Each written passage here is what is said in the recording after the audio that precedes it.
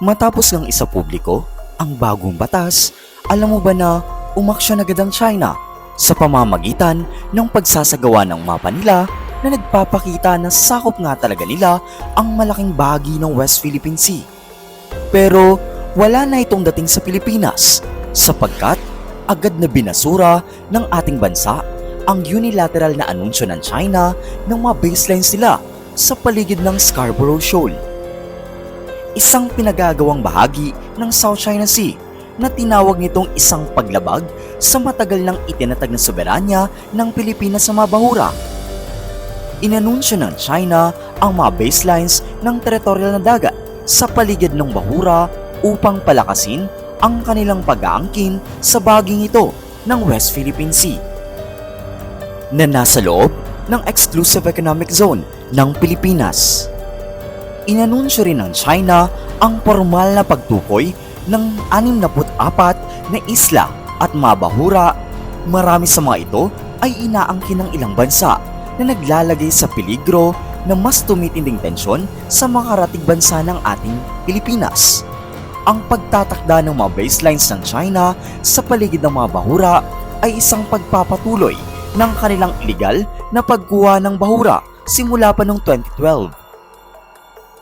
Alam mo ba na maliban nga sa China ay pumalag din ang Taiwan sa ginawa ng Pilipinas?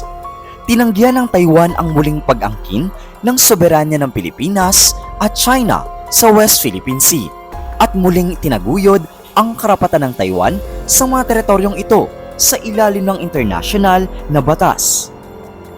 Ang Republika ng China o Taiwan ay may ganap raw na karapatan sa mga grupo ng isla at mga katubigan sa paligid ng West Philippine Sea ayon sa international na batas at mga batas pangkaragatan. Ipinahayag din ito ang kagustuhan na maresolba ang mga territorial na alitan sa pamamagitan ng multilateral na dialogo at mga mekanismo ng pag-aayos ng mga conflict. At sinabi na dapat isama nga ang Taiwan sa mga ganitong mekanismo sa pantay-pantay na batayan. Sa kalusukuyan ay kontrolado na ng Taiwan ang 2 isla sa West Philippine Sea.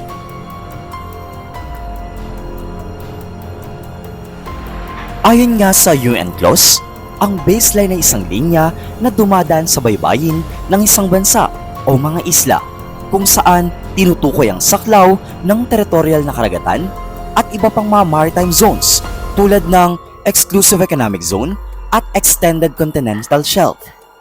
Sinabi ng isang tagapagsalita ng Ministry of Foreign Affairs ng China sa isang pahayag na itinakda at inihayag ng gobyerno ng China ang mga baselines ng territorial na dagat sa tabi ng Wangyandao o Scarborough Shoal, alinsunod daw sa international na batas.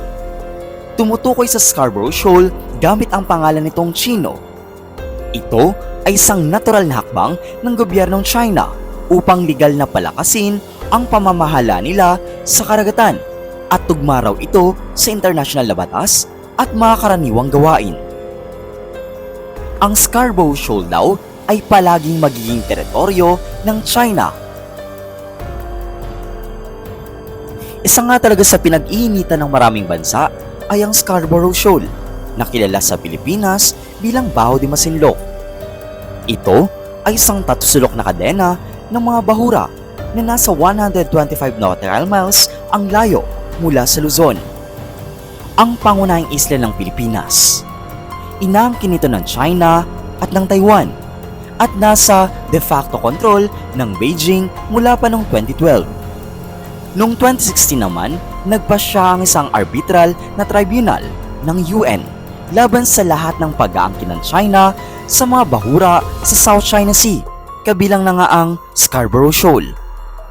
Ipinahayag din ito na ang Scarborough Shoal ay isang bato, hindi isang isla, kaya't kahit na may karapatan itong magkaroon ng 12 nautical miles na territorial na dagat, hindi ito maaaring magpatibay ng Exclusive Economic Zone.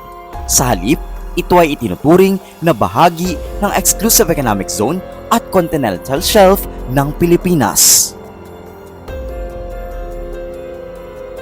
Ang anunsyo ng Beijing ay naganap kasunod ng pagpasa ng Pilipinas ng mga bagong batas, ang Maritime Zone Act at ang Archipelagic Sea Lanes Law na mariing tinutulan at tinanggap ng China. Ayon sa Ministry of Foreign Affairs ng China, mariing kinokondena nila at tinatanggihan nila ang mga batas na ito. Inulit din ng ministry na hindi tinatanggap ng China ang 2016 na arbitral ruling at hindi rin ito lumahok sa proseso ng arbitral na paglutas. At nito nga lang din ay inahayag ng China ang mga opisyal na pangalan ng 64 na isla at bahura sa South China Sea, kabilang ang mga tampok sa loob ng Second Thomas Shoal at Sabina Shoal na inaangkin din ng Vietnam at Taiwan. Sinabi ng isang eksperto sa South China Sea na ang hakbang ng China ay nagtutulak sa Pilipinas sa isang sulok, kaya't walang ibang magagawa ang Pilipinas kundi ang tumugon. Ang formal na pagtatalaga ng mga pangalan ay may kinalaman din sa mga pag-aangkin ng Vietnam sa ilang mga tampok sa South China Sea. Kaya't inaasahan na magbibigay ng reaksyon ang gobyerno ng Vietnam sa hinaharap. Sinabi ng tagapagsalita ng China na hingil sa Maritime Zone Act ng Pilipinas na hinihikayat nga nila ang Pilipinas na agad ng wakasan ang anumang unilateral na hakbang na maaaring magpalala sa alitan at magpasalimuot sa sitwasyon at panatilihin nga daw ng Pilipinas ang kapayapaan at katatagan sa South China Sea. Ayon pa sa kanila, ang China raw ay may karapatan na magsagawa ng lahat ng hakbang na kinakailangan. At sa panig naman ng Pilipinas, ilang mga eksperto ang nagsasabi na posibleng makaapekto talaga ang hakbang na ito ng Pilipinas sa safety ng ating bansa.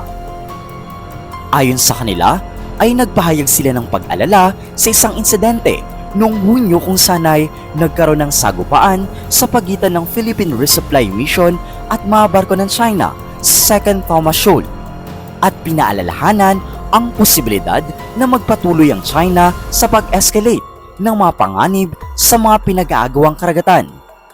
Dahil sa dami ng mga pwersang militar at paramilitar na ginagamit ng China laban sa Pilipinas, kabilang na nga ang mga pribadong fishing vessels at mga sibilyang barko ng gobyerno at maging ang iligal na paggamit ng puwersa laban sa Pilipinas noong Hunyo.